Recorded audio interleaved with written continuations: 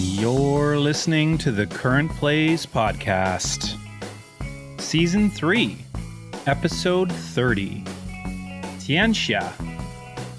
Now please welcome your hosts, Jordan and Thomas.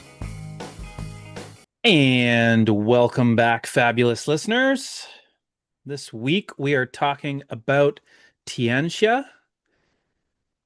This is a tea game by Daniele Tassini and Antonio Petrelli, with art by Fernando Abravanel and published by Board and Dice. This is themed in ancient China, I believe. And it's well, I guess there's some placement. I guess it's mostly worker placement, right? Yeah. You have your discs you're placing out. Where you're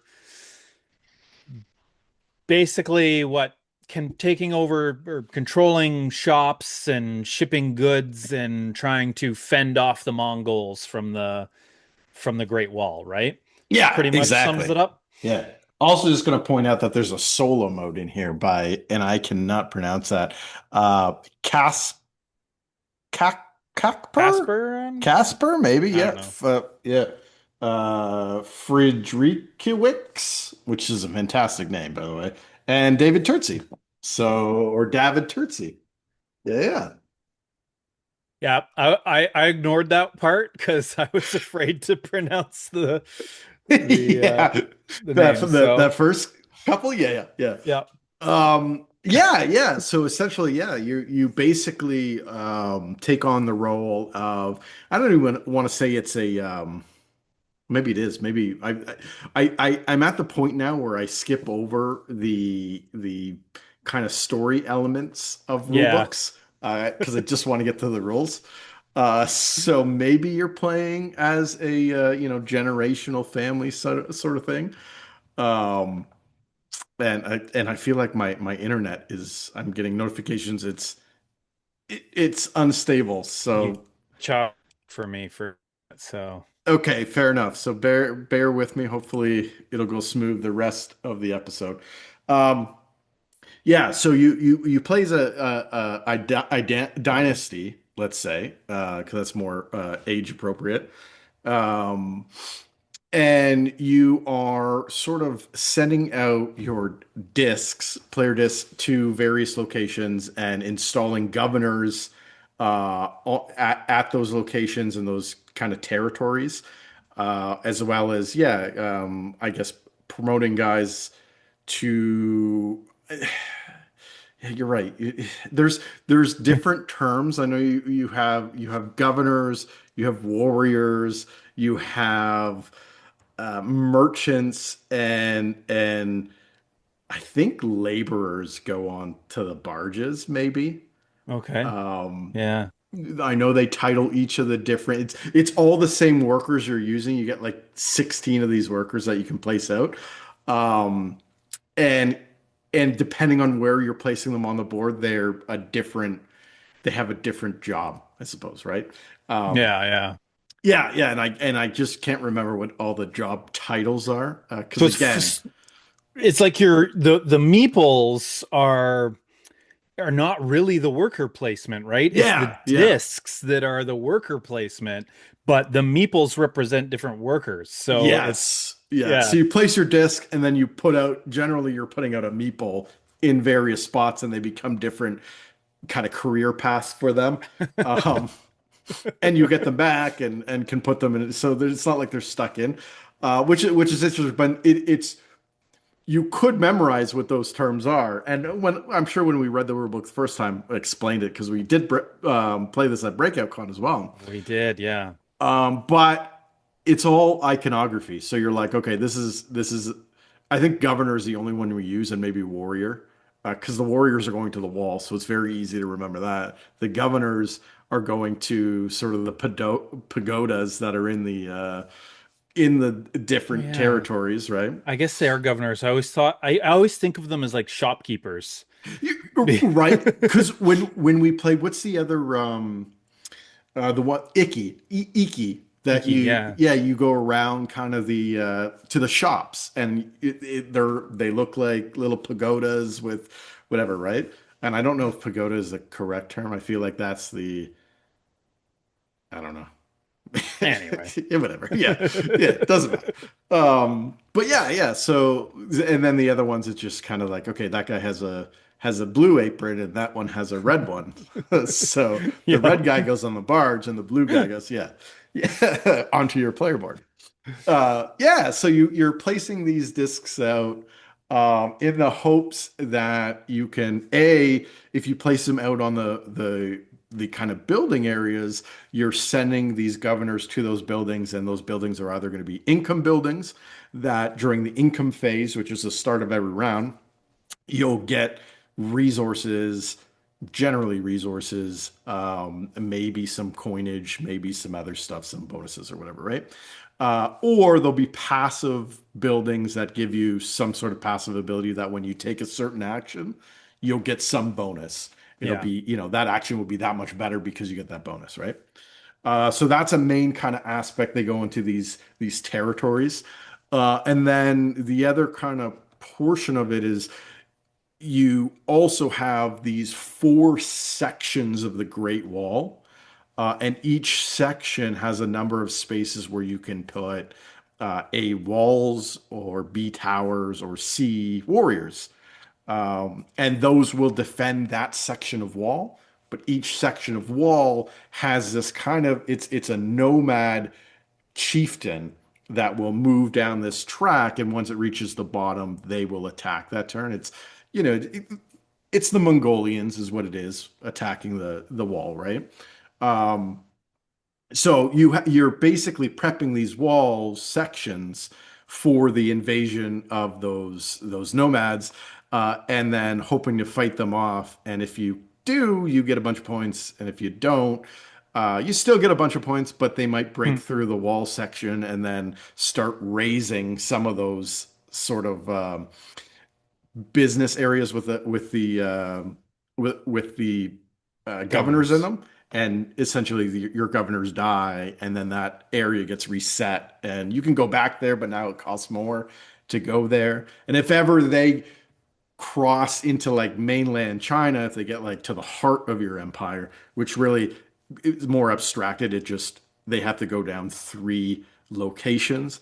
And if they still have strength, then you either lose points, every player loses points, or has to pay a gold coin, right? So it's got a bit of that like sort of shared cooperative goal of fighting off the nomads, but it is a competitive game. You are trying to score the most points. You're hoping to have the most power on a wall because you'll score the most points for defending that wall the best. Hmm. And essentially what it is each warrior and each wall will give you 1 point of power, and then each tower will give you two. Um, and then whoever has the most power at the wall ties going to whoever has the most lefternist warrior. The The warrior, first that's the warrior. farthest. Yeah, the first warrior that was placed there. Yeah. They will break ties, followed by if there's no warriors, then it's wall, then it's tower or whatever, right? So they'll score the most points at that wall, and then if it's fully defended as well, they'll score additional points for however many governors are in, the three pagodas that are in that section, right? So it it can be lucrative, especially if the buildings in that section are popular buildings or I guess useful buildings because those are the ones people want to put their governors on, right? And when I say people, I mean the two of us because we've only ever played it together. And the pagodas, I believe, are randomized, right? Hmm.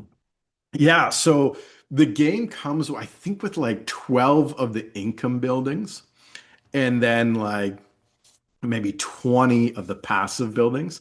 And in each individual game, you're only going to take four of the income and eight of the passive, and then you mix them all up and put them anywhere on the board, right? So you could have like an entire row of just or passive buildings or income buildings or whatever combination, right? Right. Um, and then yeah, what's interesting, and I don't know from a balance perspective. I think there's I think it's a little less spots or more spots on one side, but the only difference between all the wall section, each wall section essentially gets three buildings that will be along that wall. Um, but on the left side, when they break through, uh, they every time they get rid of a governor, they drop down in health. The nomads do, or in power rather. And if you get the power to zero, they stop rampaging essentially, right? So, but on the left side, yeah, it goes down like one, two, then three, and each of the other two section goes down three, two, one. So it's a bit backwards, which Yeah. I don't. I'm curious to know why they did. I'll never know, but I could reach out. Who knows? Maybe they'd answer. But yeah, yeah, that was a bit of a difference. And then you know whatever. That's one of the changes. Not that it changes much, but it's much easier for the nomads to break through on that side and get all the way down to your defenses if you're not careful, right?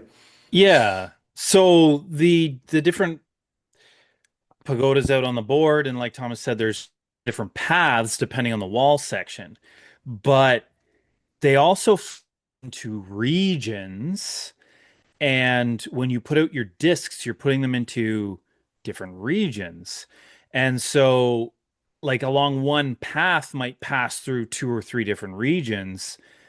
Now, if you're putting your disc in a region on the right side of the board, that's going to give you access to shipping actions, which I think we'll talk about later, but essentially is trade in goods for various effects. Um, but in the middle and the left region, they're they have their own separate actions, and they're usually trade in a resource to get goods. Now, the one on the very left that you were talking about, Yeah. uh, it is, it's one of those trades. So you're trading in wood for helmets, so that's a resource for a type of good. But the ones in the middle are also just trades, right? So like that's not the reason why it Yeah. goes one, two, three, and then three, two, one. So yeah, I don't know. It's I don't quite know. Yeah, I don't know what's different. If I studied the board a bit more, maybe I'd pick up, slight differences. But yeah, you're right. It's interesting because I find almost the other areas are preferable to go to because if you're on the right side of the board, that's where you have the shipping, like you mentioned. right, which So is not always only, good to do. which is always good to do because I find the shipping really helps you bump up on these tracks. And okay, we haven't mentioned the tracks yet, but I'll talk about that in a minute.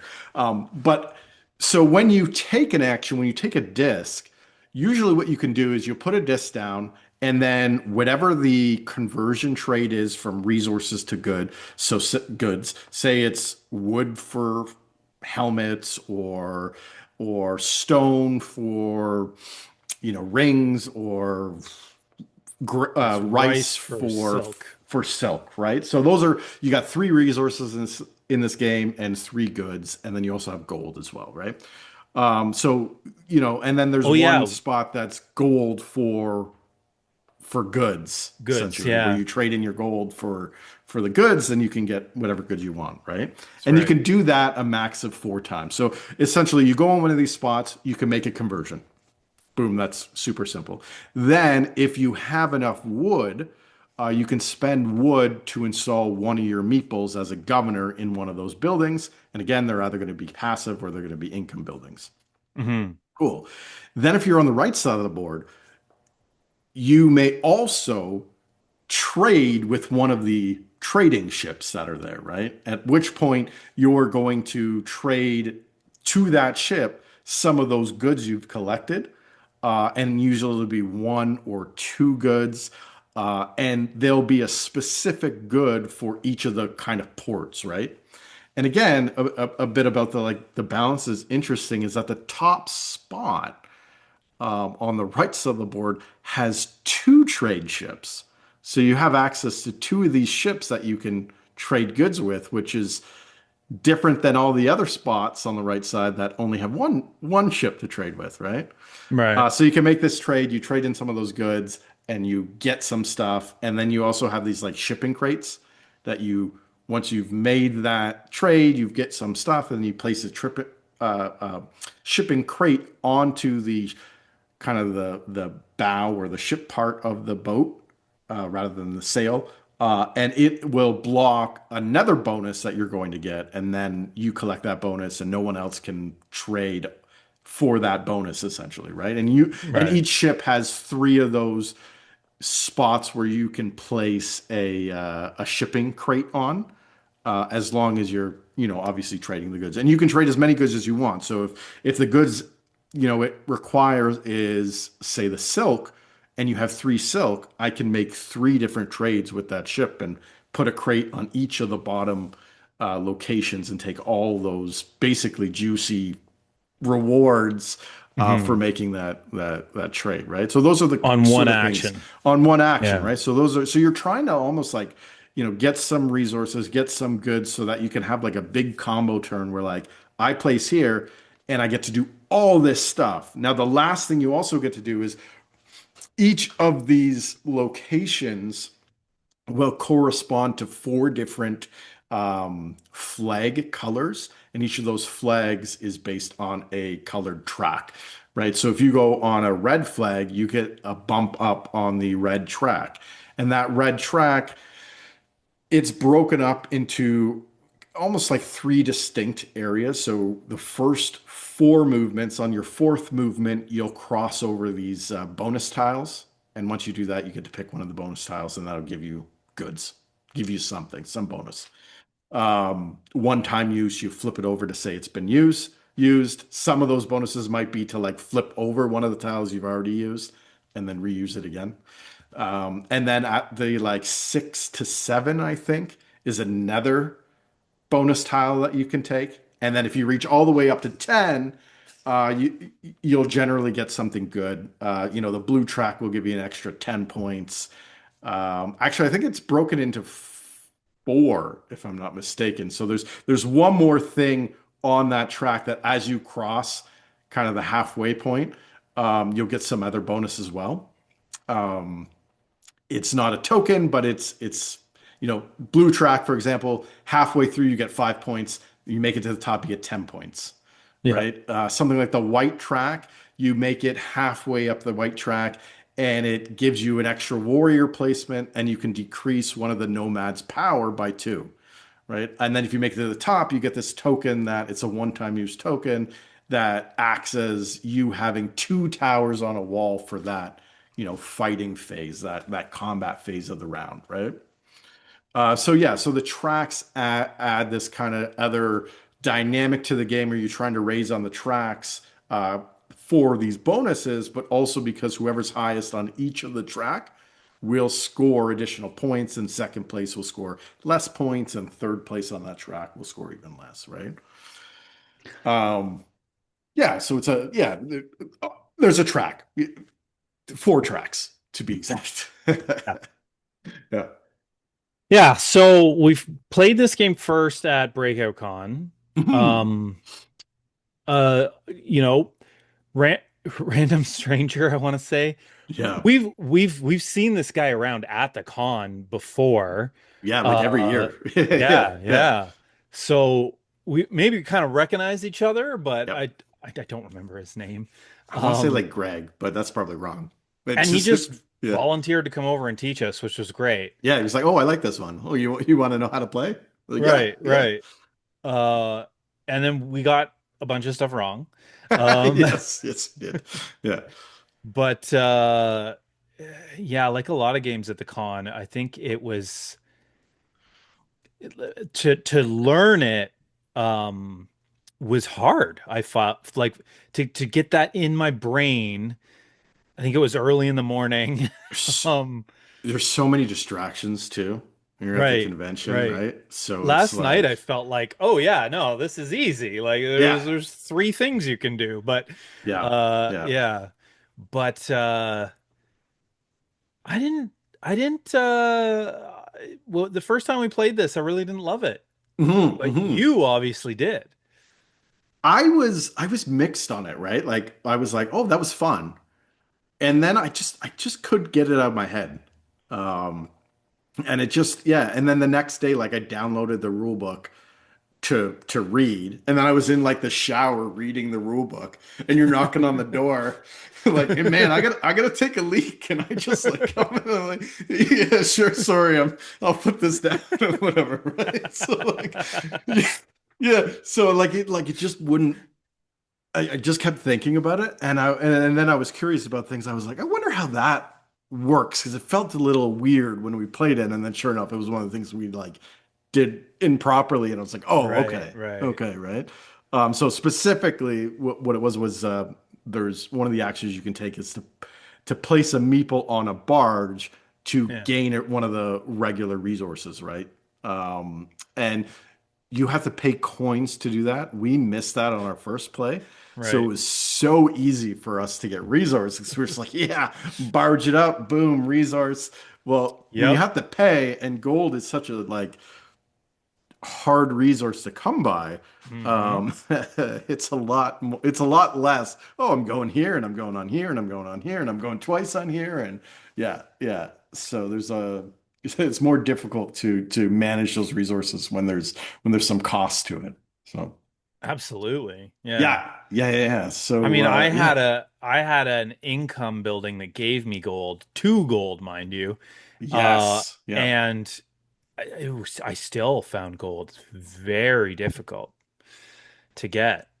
Yeah, and so it's interesting, right? Because there's a few places to spend that gold. So if you want to go on these barges, you have to pay a coin for essentially you place your meeple on the barge, and however many meeples you have on that barge, you pay coins. So one meeple, one coin, two meeples, three meeples, two or three coins, right? So that gets, if you're getting two during the income phase, you go to the two different barges or the same barge twice, and you've spent those two coins plus, additional coin in that case, right? In the second case there. Um, so yeah, so yeah, go ahead. Yeah.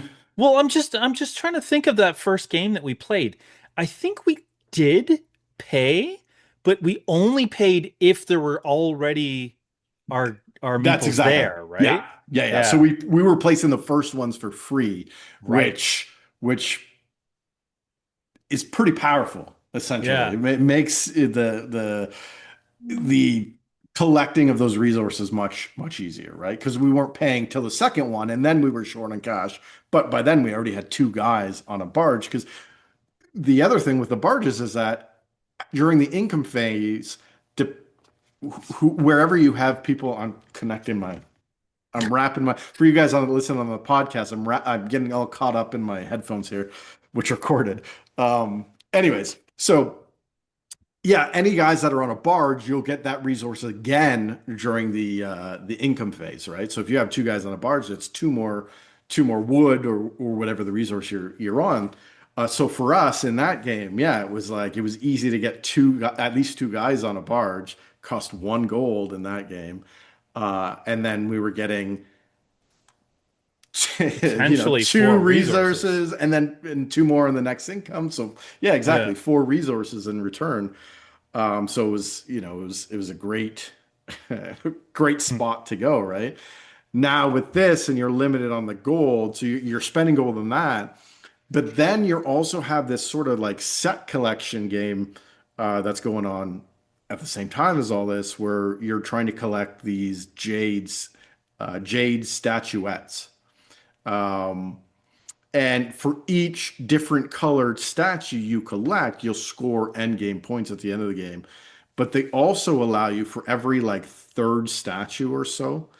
I think you can collect like a total of seven, but like the first statue, when you pass at the end of a round, if you have that one statue, you can pay a gold and bump up on a track. And then if you have three statues, you can pay one gold for the first bump and then two additional gold for another bump. And then once you get to like five statues, that's potentially three bumps, but the next two are, two and two, and then the final one is like three gold at like seven statues or something, right? So if you're putting people on barges and then you're doing those end of round bumps, it takes a lot of you got to manage that gold income, right?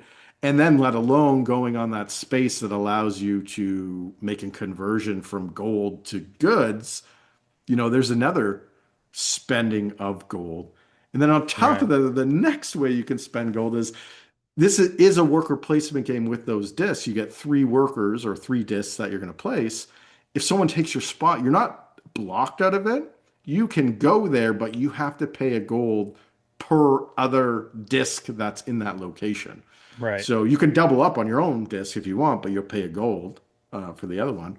But this came up quite a few times in our game is, you know, we're trying to manage that gold. I'm looking over and I'm going, okay, he's definitely wants to go and build some walls because I see he's got a lot of stone up. So I got to get there before he does so that I can keep my dwindling pile of gold so that I can do end game or end round bumps kind of thing, right? So there was a lot of that kind of like, okay, I can wait to go here to go over there, and then you have this dummy third player that's messing things up even more and throwing their tokens out and adding things to walls, and you're like, oh, now I gotta readjust here because if I want to go to that spot, I gotta pay a gold now, and Yeah, yeah, yeah. yeah. So a lot of places to spend gold, not a lot of places to earn gold. Yeah. Right.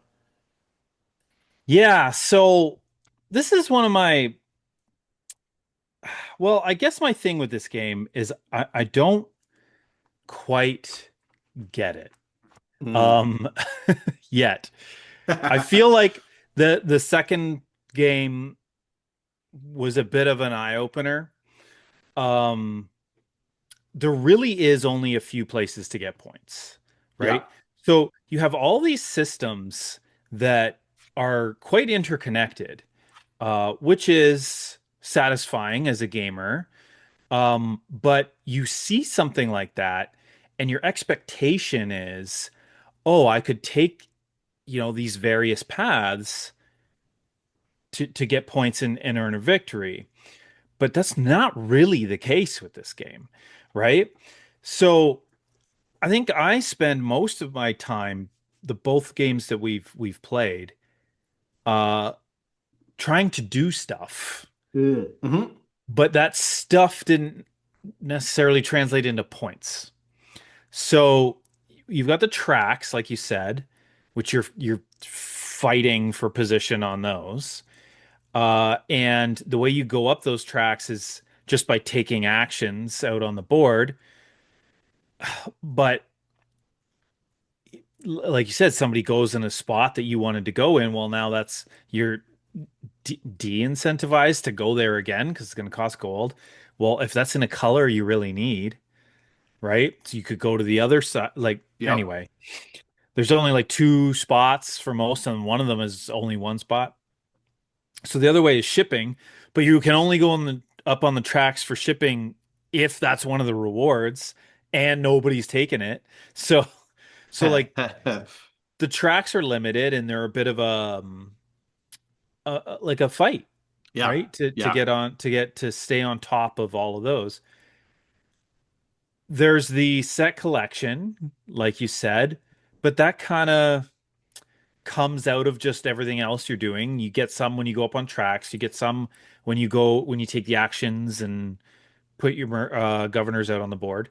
So it's really, and it's the one that I always try not to do, is the military. Like it's Yeah. building the walls and putting your soldiers out to fight the nomads, but that's always the one I want to do the least.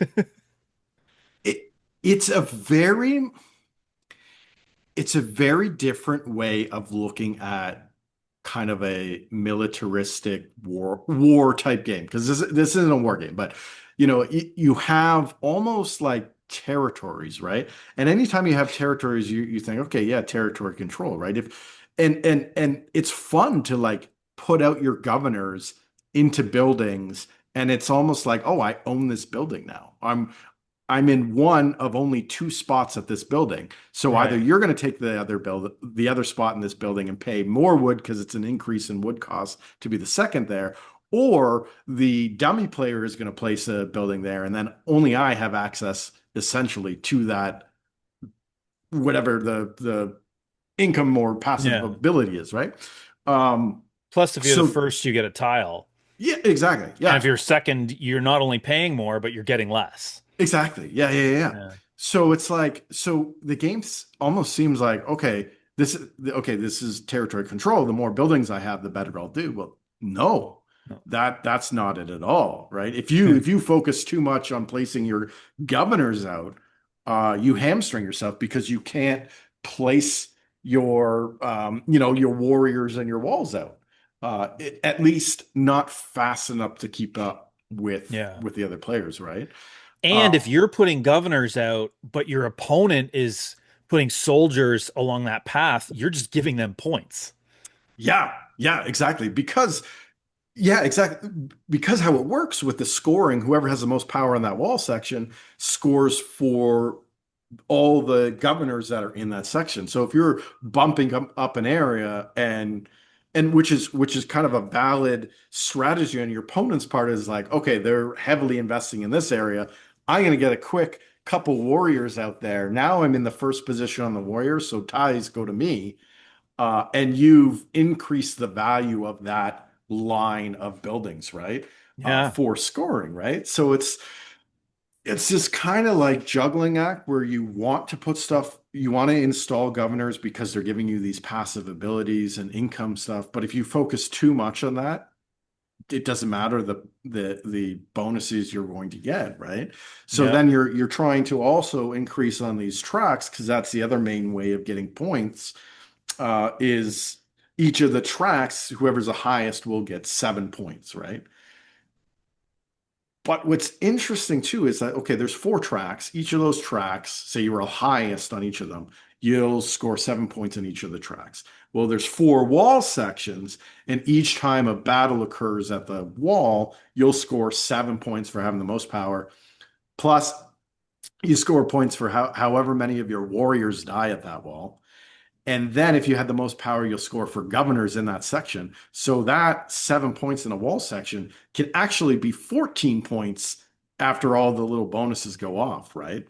Right. And not only that, that wall section might trigger two, maybe three times in a game, just one wall section, right? Depending on how quickly those nomads run down their track. And each of the nomads has essentially it's 5 spaces they can go. And then on the sixth space, it's the combat space. And you run into an extra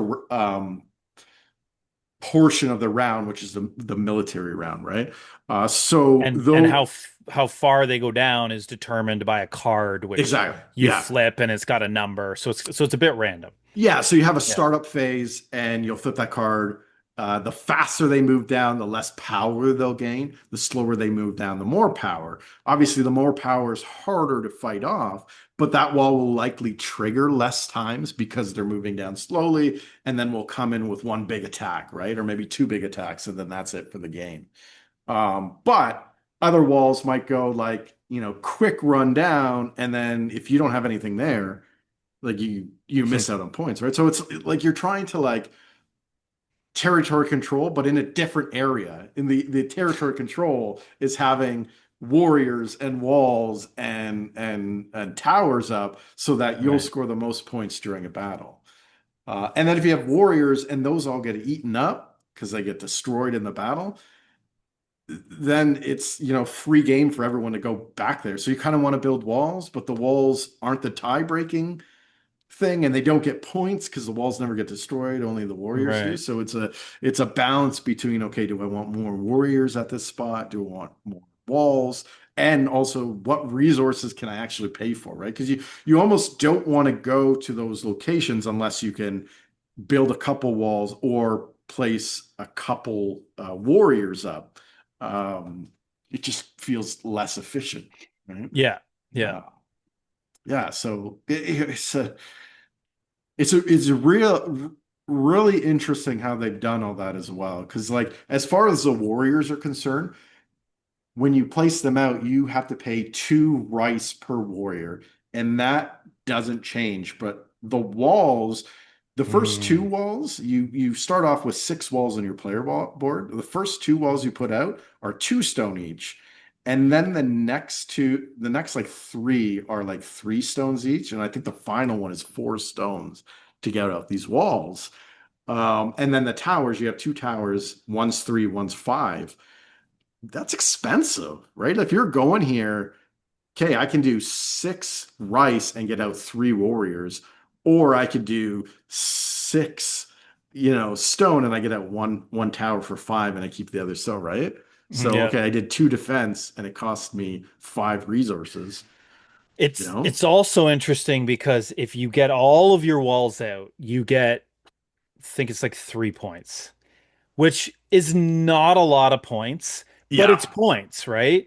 yeah, So if you get both your towers out, you get nothing. You get 2 towers. yeah, So, but you build the 2 walls, and and now you're looking at, okay, I've got 3 stone. I can build a wall which adds 1 power, or I can build a tower which adds 2 power. But I get nothing else for putting up my towers. I get points if I put it. So it's like you're like, which do I do, right? yeah, Um, yeah. and I'm gonna say you're way more tempted a tower because you're trying to win that For the section power. of Yeah, wall, yeah. so that you get the points there, right? So yeah, Yeah, and like we said, it could be a lot of points that you're scoring. So putting out the thing that gives you 2 power, with one build action, that same 5 resources. If you haven't built a tower yet, the first one's 3, and then you get out a two cost wall. That's 3 power right there that you're adding to a wall, right? So. yeah, yeah. And then the other way to score points, I'll quickly throw in is you get these objective cards. You start off with 3 objective Right, cards, right. and they are various things, either having governors in certain areas, shipping in certain ports, having meeples on the board, or various different things, and they'll score based on how well you do, how far you're up on certain tracks. You'll score a different score the farther you are meeting that condition. Um, you start with 3, but they also can be traded in for resources, right? So they're and goods and gold. So sometimes they're really juicy to be like, okay, I got to trade this in because I need this stuff, even though that'd be a good Yeah, scoring thing. yeah. But I need the bump so that I can do more stuff and hopefully score more points. It's hard to not turn those in, It is but very but hard. then you turn them in, and the end of the game, you're like, oh, I should have kept it. Yeah, that would have been a lot more points had I Yeah, kept it. Yeah, yeah. yeah. So yeah, we're running out of time. Final thoughts? Final thoughts. I really like this one. I kept thinking about it, and then I saw it was on a good sale, and so I snapped it up right away. And I've played it a number of times solo now, and I'm glad to add it to the section. It's on my shelf that is my primo games, right? Nice, Yeah, yeah, my nice Italian designer area. So happy to add this to the collection. I really enjoy it. nice. I'm still, I think, lukewarm on it, but warming Mhm. up to it. I think I just have to come at it differently, But I can see that it's an interesting and a good design. Yeah, absolutely. And that wraps up another episode of the Current Plays podcast. Check us out next week on YouTube or your favorite podcast provider. But until then, good gaming and good night. Good night, folks.